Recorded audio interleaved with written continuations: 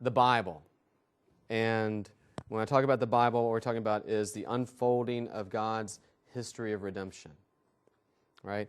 It's the unfolding story of God at work for His people through Jesus. And it unfolds through a period of 1,000 years. When was the Exodus? Exactly right. Somewhere around 1450. And the books begin to be written sometime after that. When was the book of Revelation written, roughly? Around AD 90, according to most people, right? So what we're looking at is roughly 1,500 years. I mean, think about that. Here's a book that takes 1,500 years to be written. That's a long time. And multiple authors. Multiple authors. Right? Sometimes even in one book, like Psalms, for instance. Right? But multiple authors throughout the Scripture. And, you know, that's a huge claim to make. That's a gigantic claim to make. I don't have the exact quote, but one time there was a missionary called Leslie Newbigin. He's a missionary and theologian. Some of you may have heard of him. And in a book called the Drama of Scripture, they retell this story about Newbigin being confronted by a guy in South Asia who comes up to him. I guess the guy has read the Bible. And he comes up to Newbigin and says, it's a paraphrase, "You Christians have this Bible. You have this book that explains everything. It comprehends everything. It claims to be a comprehensive story of everything. Yet, you never talk about it that way. You come and present it as a book of religion. In other words, sort of a book of do's and don'ts. When in fact, you have something to say about all things. But you don't tell people about it. Why?" And then he said, "You present it as a book of religion, but frankly, we have enough religion books here. What we need is a big story that comprehends everything." Right? And sometimes we sell ourselves short, and we sell the world short, and we sell our people short when we don't think about the fact that, yeah, this is a really wild claim. 1,500 years, one story. Multiple authors, one story. Now, of course, there's lots of stories within that story. I mean, hundreds and hundreds, right? But one essential story. And woven throughout are lots of themes like creation, right? You have creation at the beginning, and then at the end, in Revelation, what's the scene look like? It looks like a garden scene where you have rivers and trees, and you have precious metals, right? There's just like there was precious metals in the lands around Eden. You have kingdom that is interwoven throughout the whole entire Bible, right? And you have, of course, redemption. So let's look at how it unfolds. We won't start in Genesis 1:1. We'll start in Genesis 1:26. Not too many years ago, there was a book written called Everything I Needed to Know I Learned in Kindergarten. I never read that book, but I remember the title. In one way, now this is really quite reductionistic. In one way, I can say, everything I need to know about myself and about the world, I learned from Genesis 1:26. Right? Now, of course, I have to say that with qualification because some important stuff is going to happen in a couple of chapters from here. But if you want to understand yourself and understand the world you live in, understand people around you, you've got to start with Genesis 1:26 at least.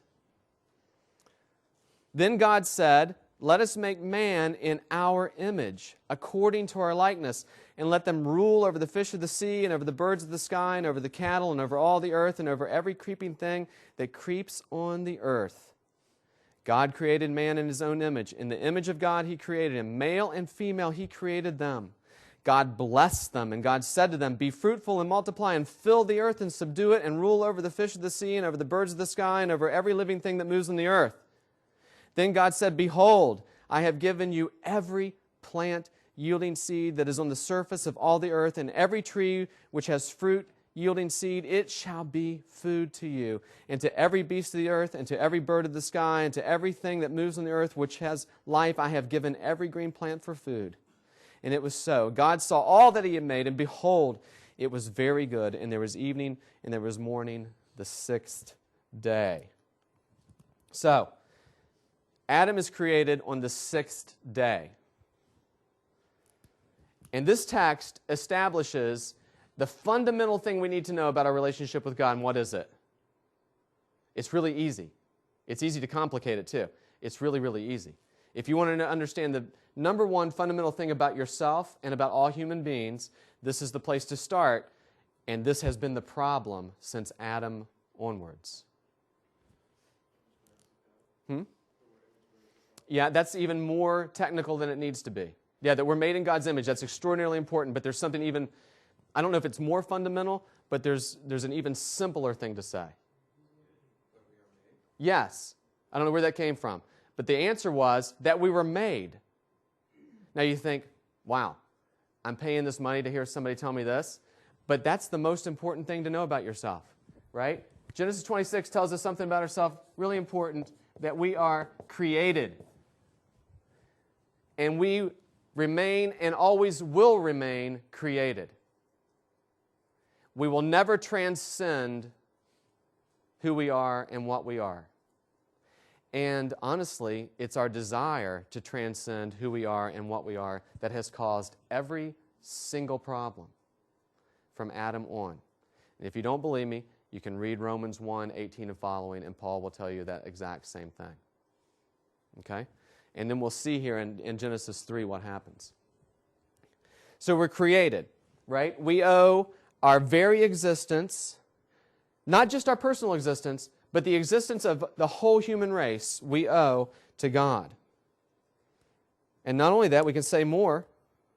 Everything around us as well, it's all a gift. We're created. God creates Adam and then gives him everything he needs for life and happiness. He sustains his life. He gives him what he needs as a gift. Adam didn't work for it. Adam didn't ask for it. God just does it. Now, right from the beginning, this tells us something really, really important. And that is, we are, none of us, totally independent creatures like the way we like to think we are. Being independent in the Bible and being independent in the way we think about it are two different things. In one sense, a human being can never have full, total libertarian freedom. Why? Because we're creatures created by a creator with certain sort of boundaries and various sorts of implications about what it means to be created. We can never be not created. We only ever receive. Right from the beginning, we were built to receive from outside of us. That's how we're made. Right? We're not made. We were made to rely on something apart from us and not be self-reliant. Right? Now, of course, there's all kinds of things to say about self-reliance and work and providing for your family, but that's not what I'm talking about. What I'm saying is fundamentally who we are people who have their hands open to receive from apart from us. And this idea of looking outside of ourselves is going to be an extraordinarily important biblical theme from this point on.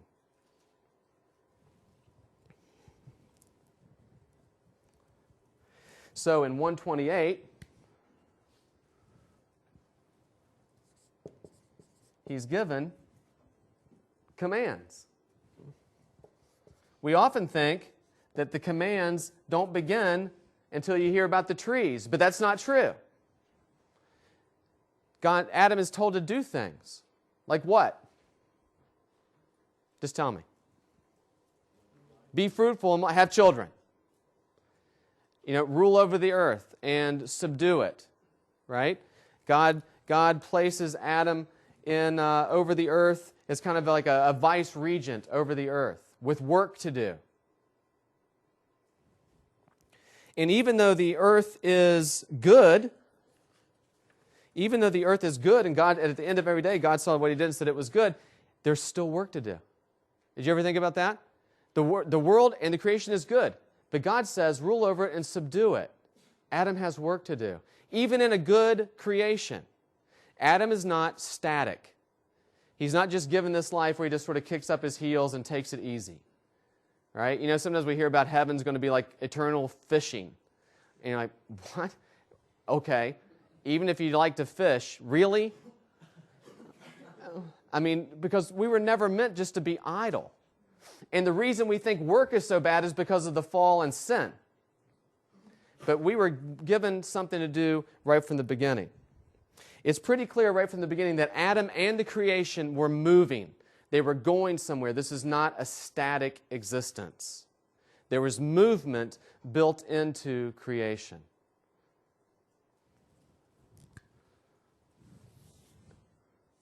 Right? In other words, it's going somewhere. Adam, creation, moving towards some kind of goal. That is the subduing of the earth.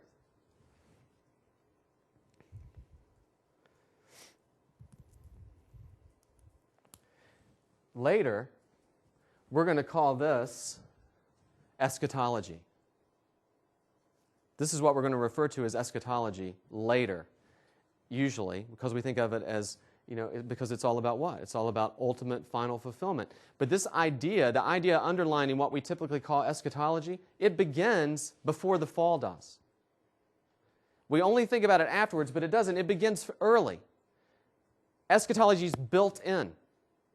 There's something to be done. There's a goal to be reached, and Adam's given it to do. Right? So God has created Adam. God's given him everything that he needs for life and happiness, and God's told him what to do. Things are starting to add up in terms of what this relationship is like. With all that in mind, let's look at chapter 2. And let's look at verse 7.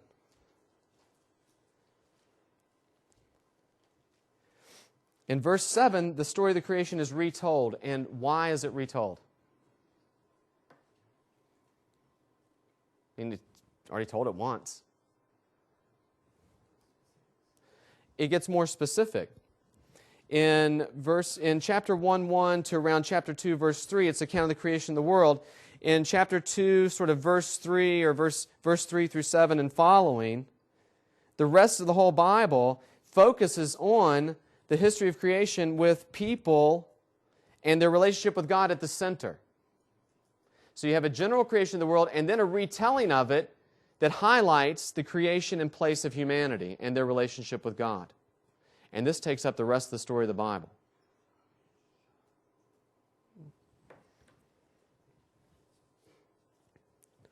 In one sense, we can even say the story of redemption begins right here. These are sort of the preliminary chapters, or the preliminary events of redemption. So 2:7, God forms man from the dust of the ground and breathes into his nostrils the breath of life, and man becomes a living being. 2:8, the Lord planted a garden toward the east in Eden, and there he placed the man whom he had formed. So God breathes life. God creates life by breathing into Adam, and he becomes a living being. And then God puts him in a special place called Eden, right? The whole world is not Eden, right? You have the world, and Eden is a place in the world. It's a special place where Adam lives. It's a special place where Adam lives, and we'll later find out enjoys the particular special presence of God and companionship with God in this place, because he's going to lose that very thing.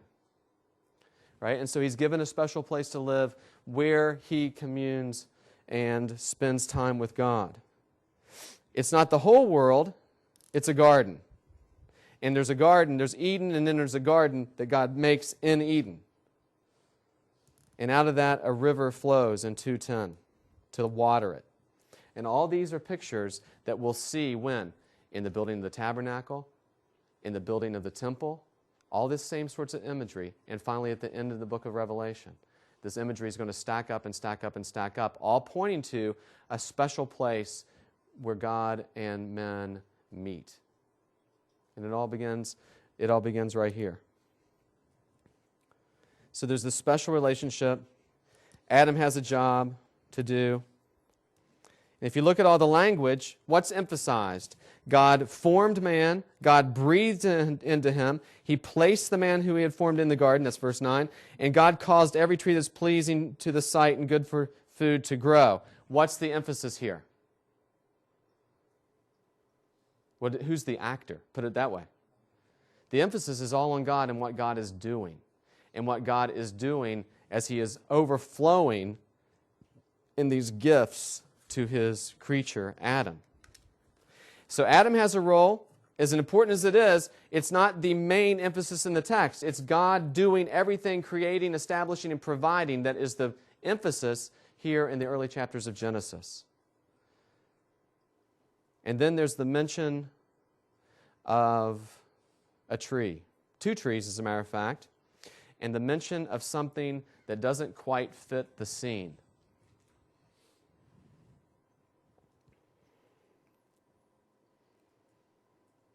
Verse 15.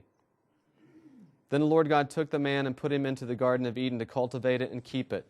The Lord God commanded the man, saying, From any tree of the garden you may eat freely, but from the tree of the knowledge of good and evil you shall not eat, for in the day you eat from it you will surely die.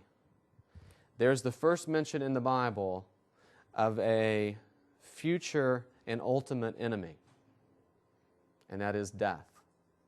And we see right from the beginning that death is connected to disobedience. So in Genesis 2:15 and following, you have the principle of obedience. Let me write that a little bigger.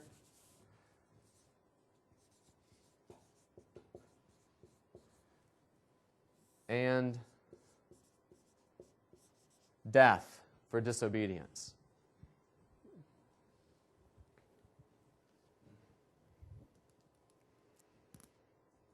So Adam can have all things, but one thing. Adam is denied nothing but one thing. And so now God has given Adam a command that is accompanied with a promise. This is a negative promise that you will die if you break this command. So here's what we've seen so far. Adam is in a dependent relationship with God where God is the greater partner, not partner, but God is the greater person in the relationship and Adam is subordinate, right? And Adam is dependent on God. God gives Adam everything he needs for life and happiness. He provides everything for him. And then God sets the stipulation. This relationship is bounded by a particular stipulation, and there's a promise, negative promise, of what will happen if it's broken. So this is a peculiar, special kind of relationship. This is a relationship between unequal partners where one provides for the other and also sets the boundaries of the relationship and tells what happens if the relationship's broken. It's all there. Later in the Bible, this sort of relationship is going to be called what? A covenant. Later in the Bible, this sort of relationship will be called a covenant, where you have these same sorts of things enacted. And it's my belief, it's my belief that the first readers of this story who themselves lived in a covenant would have recognized this, especially because in chapter 2, you start having the word used for God, which is what? Yahweh. The special covenant name of God. It's not used exclusively in chapter 2, but the special covenant name of God, Yahweh, Lord, right? It's when you have capital L-O-R-D, right? That's what's behind it. It starts to get used here. A name that God revealed later when He revealed Himself as the special covenant Lord of Israel. I think all these things add up to, at the very, very least, what you have here is a covenant-like relationship, though I go further and say, if it looks like a duck and quacks like a duck, it's a duck. In my view, this is a covenant. Now, a lot of people disagree with that, but I don't think anybody can deny that it's covenant-like. I don't see how it's possible to deny that it's covenant-like, at least. In the view of some people, covenants are special redemptive relationships. Okay, I'm fine with that. But I think we have to at least see that the covenants that develop between God and man later, like with Abraham and with Israel, and then the new covenant, it's so similar that I don't think it can be missed, the similarities. Okay? So they have this special relationship that exists between them. So, God moves on to keep providing in all these things.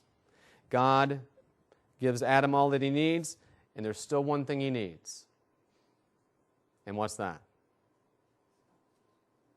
A wife.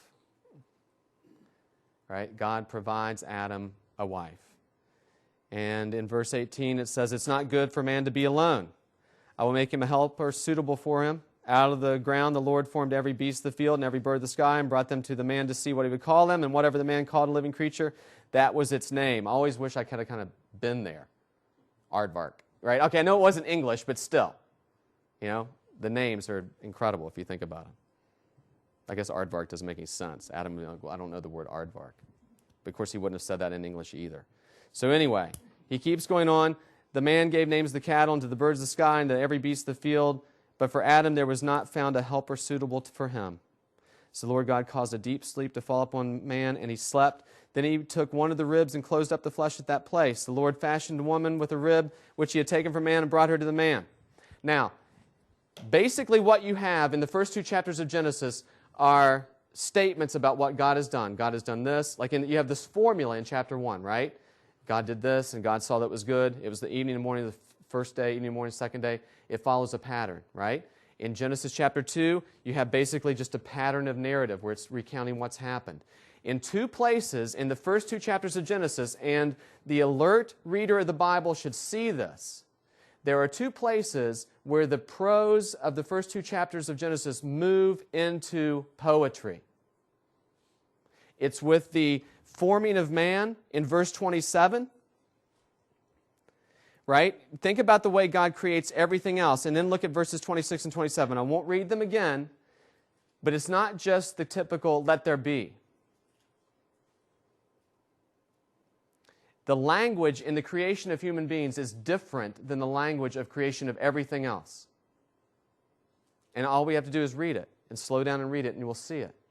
A special place is given to the creation of man, not just in the narrative, but in the language used in the narrative. And now it comes up again. The pattern, in one sense, is broken, and we have a bit of poetry where Adam takes one look at Eve and says, "She's for me." One look, and this is important to remember. He takes one look at her and says, "This is now bone of my bones and flesh of my flesh. She shall be called woman because she was taken out of man. And for this reason, a man shall leave his father and his mother and be joined to his wife, and they shall become one flesh. And the man and his wife were both naked and were not ashamed." What you have here is a picture of harmony. Harmony between God and man, and harmony among men. Here, it's harmony among mankind as Adam and Eve. But things are happening and functioning with this harmony. And both times where you have this movement in the creation of man and then the creation of Eve, you have different sorts of language. And we ought to pay attention to that. It's there for a purpose, and it's there to get the reader's attention, so that we'll stop and read and consider that we've left the normal sort of pattern of the narrative and something special is happening here. And it's not just special because it's happening, which it is, it's being pointed out to us as readers of the Bible that something special is happening because different sorts of language is used. And we need to highlight that. And it's not a stretch to highlight it because it's right there. It's not making some wild claim that nobody's ever heard of before. It's simply right there in the text. Right? And we're only 2 chapters into it. And there's a really important hermeneutical principle that we'll talk about later for reading narrative. And that is, narrative is full of clues, verbal clues and character clues and setting clues and thematic clues that say to you as the reader, pay attention. and say to us who normally sort of read narrative as just sort of a daily Bible reading plan, slow down and think about what's happening here. And all the clues are there if we'll just follow them. And that's kind of what hermeneutics is. It's learning to follow the signs on the road. And the Bible's full of them if we'll read it in this sort of way. So, we have this really nice picture of harmony, but it does not last. Now, here's another thing that unfolds through the Bible. I don't even know how to chart it up here. I won't do it yet. I'll do it later. The reader of the Bible can try to imagine, now this is not all that helpful of an exercise, but try to imagine never having read the Bible before and reading the first couple of chapters of Genesis. Things are pretty good. What you find out pretty soon is the story does not end here. At no point in the Old Testament do you get to a point where you think, we're done, because it never stops. Even when it looks like it should stop, it doesn't stop. It keeps going. And it happens here.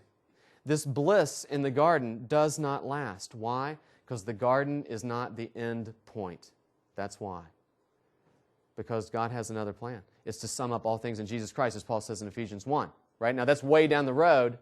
That's way down the road, but let's not read the Old Testament as if the New Testament, let's not read the Old Testament as if the New Testament doesn't exist.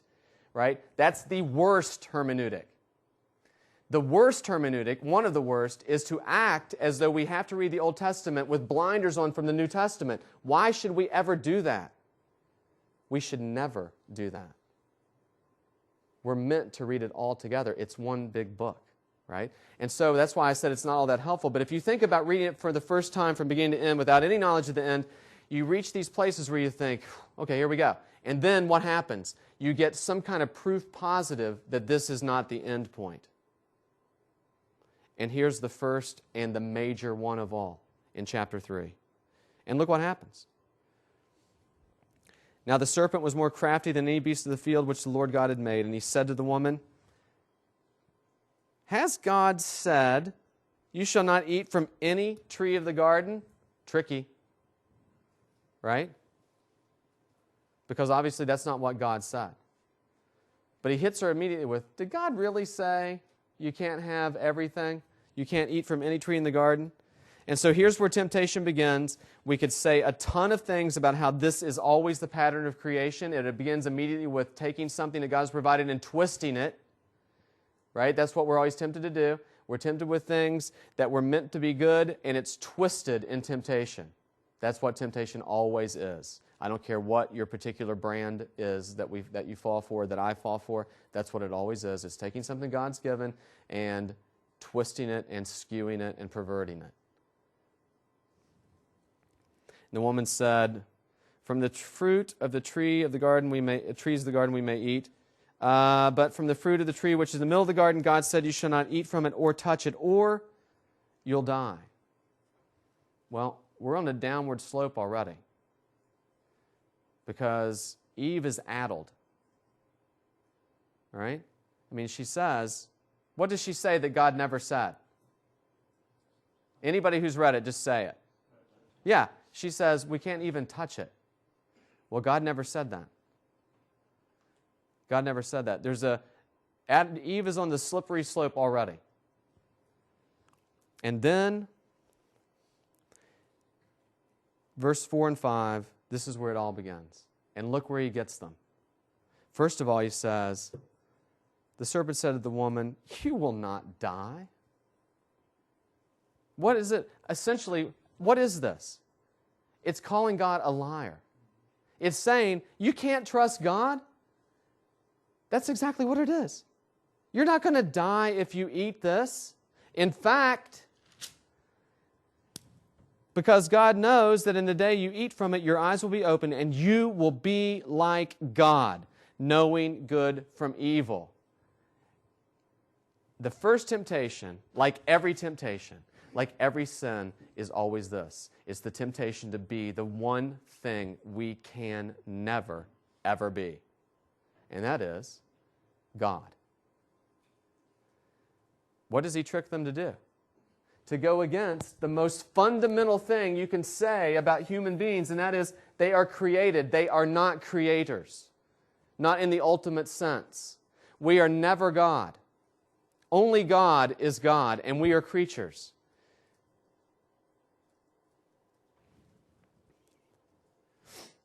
So there was one thing that he could dangle before them, and only one. He couldn't say, hey, I've got some good food over here. They have it all.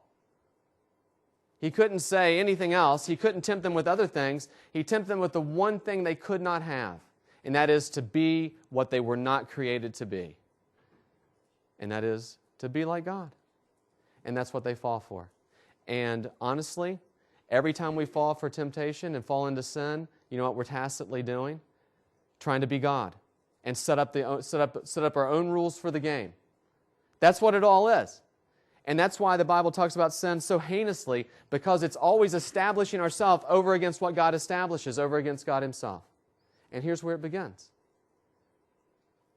Now, we'll speed up. You're thinking, we're never going to get, at this pace, we're going to need a lot more time, but we won't. We won't. But honestly, a thorough understanding of Genesis 1 through 3 is the foundation for understanding the whole entire Bible. Without a thorough understanding of Genesis 1, 2, and 3, I'm not saying you can't know anything about the Bible. I'm not saying that somebody who just has a New Testament, just a New Testament, and can't read that and learn everything they need to know for salvation and be convicted by the power of the Spirit and come to faith. I'm of course not saying that, but I'm talking about in a hermeneutics class for people preparing to teach and apply the Bible. If we really want to do it, we'll understand the first 3 chapters first, because it basically tells us all the things. Now, that's where we are. And of course, they eat. And you don't even have to get to verse 14 to know that everything is messed up. You can see it in the narrative. First of all, they eat because what? They see that it's good for food, delight to the eyes, and desirable make one wise. Later, if we have time, we'll talk about the temptation of Jesus in Luke and also in 1 John, where I think it's where this is referred to. And they know that they're naked, and they make cloths for themselves. And then 2 of the most tragic, or maybe the second most tragic line in the Bible, verse 9. God comes in verse 8, and He's walking in the garden, and the man and the wife hid themselves from God's presence. There it is. Everything that's getting ready to happen from this verse on has already taken place in this sense. Because they hide from God. Why do they have to hide? Have they ever hidden from God before? No. Everything is turned upside down by sin. And then the tragic question, where are you? I think sometimes that the only other more desperate thing is, my God, why have you forsaken me? But this ranks almost up there. Where are you? This relationship is split. It's already split. Adam is hiding from his God who created him. Why? Because he's guilty. And I don't think this is saying that God comes and says, now where'd he go? What it's showing us, I think what it's showing us is there's a split, there's a division between God and humanity that's developed. And that's not all. And he says, I heard you. Listen, just think about it for a second. Think about Adam and all that he's given and all that he's been provided with. And look what he says. I heard the sound of you in the garden, and I was afraid. The first time he's ever been afraid of God. Because I was naked. And he said, who told you you were naked? Have you eaten from the tree which I command you not to eat? And now here it begins, right? What we have in Genesis is, that's probably not big enough for the camera. We have Genesis 3, right? And the so-called fall. And when I say so-called, I don't mean we should call it something else, but that's what we call it. And what you have is a split. Let me draw it this way. All right, here's the relationship in the garden. You have people and God. Whoops. This is getting worse. There is a vertical and a horizontal plane to our relationships in this world. This will be reflected in the Mosaic Law. It's reflected in the New Covenant. It's reflected everywhere. And this is fundamental for understanding the Bible, for understanding the big picture of the Bible, that we operate on a horizontal plane and a vertical plane. And the two things feed into each other, right? Love the Lord your God with all your heart, soul, mind, and strength, and love your neighbor as yourself. There it is. We'll talk about that later when we get to Moses. You know, love God and love neighbor. Why? Because we were created in relationship with God, created in relationship with each other. And they, as I said, they flow into each other. They're connected. They're inseparable. They're inseparable. That's why you can't just have a social gospel that's a gospel apart from God, and you can't just have agreement with a bunch of facts like the demons do, because it all fits together. And what happens? Well, we've already seen that there's a split here because Adam hides. God says, "Where are you?" Adam's afraid. And now you see there's a fracture here. Here's the same guy who said, "That's bone of my bone and flesh of my flesh. She is mine." The first time he looked at her, he said, "Perfect." And now what happens? As soon as the pressure is applied, that woman whom you gave to be with me, she gave me from the tree and I ate. So the whole blame game starts. But he doesn't just blame Eve. Have you ever noticed this? He blames Eve, but who's he blamed first? God.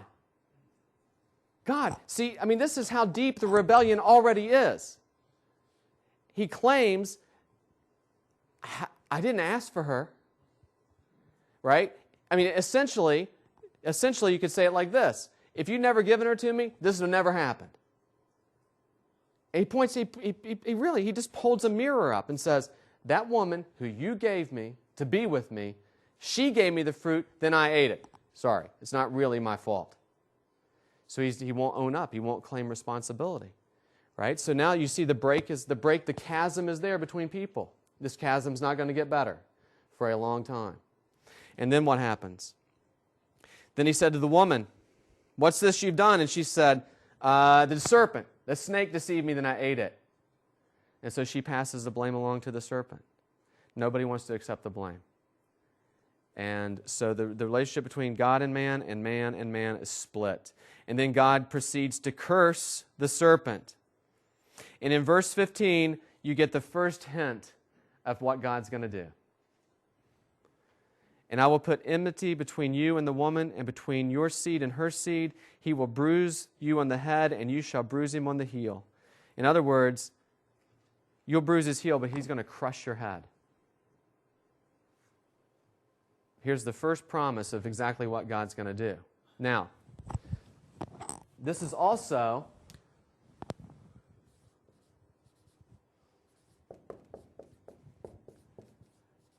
theologically, this is the first appearance of an important concept in the Bible, though it's not named here. We sing about it all the time. We talk about it all the time. The theological ecclesial background that I come from is named in part from this one word. Something happens here that has not happened yet. And we use this word all the time. Anybody know what I'm talking about? We see something here for the first time.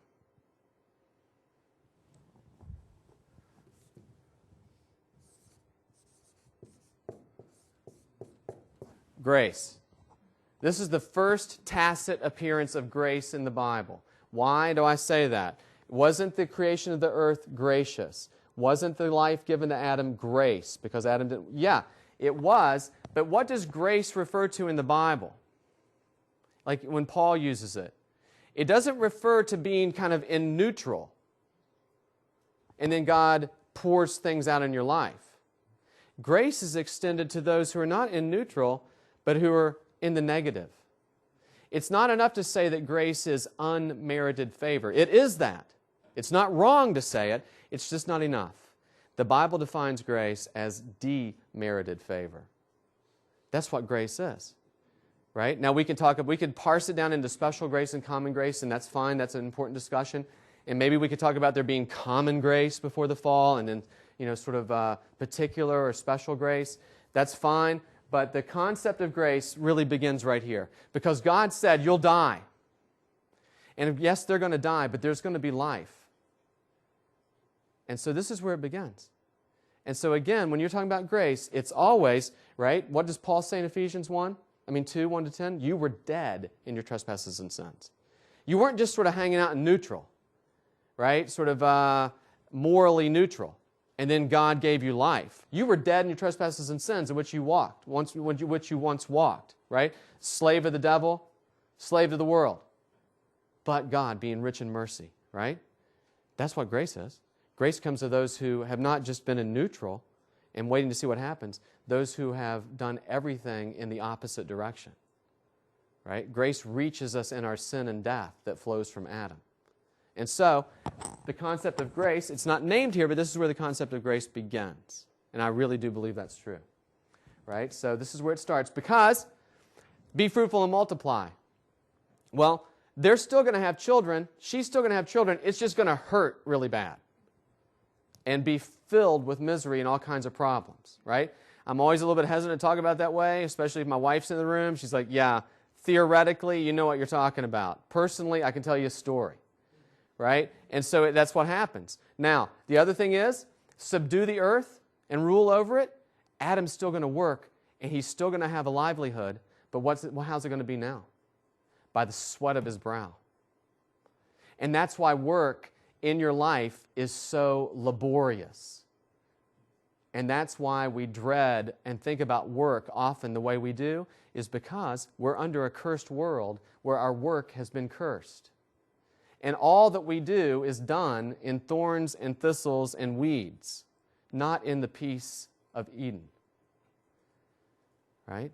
And so this is the reason we have such a skewed view of everything from work to obedience, is because we live in a cursed world under the fall, under the influence of old Adam who lives in us, right?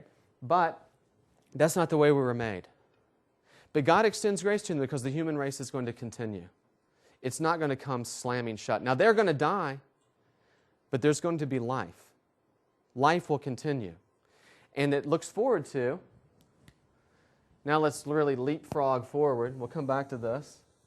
I better stop right there. All the way to Romans 5, 12 to 21. Or we'll just leave it at that for now. What do you have here? Adam, Christ. The whole world's divided down into two sorts of people. Either Adam or Christ. And also, and what? The standing of everybody, Romans 5:19, the standing of everybody is determined by what? Just like the standing of everybody in Romans 5:18 is determined in Adam, it's either death or life based on the foundational obedience or disobedience of two men. That's how the Bible views the world. That's how Paul views the world. Every human being you'll ever meet will be one of two kinds. Either in Adam, under the curse, or under Christ, who obeyed and died for our sins. Right? Now that was really a big leapfrog forward. What we'll do is we'll work our way back to that, but we will take a break right now.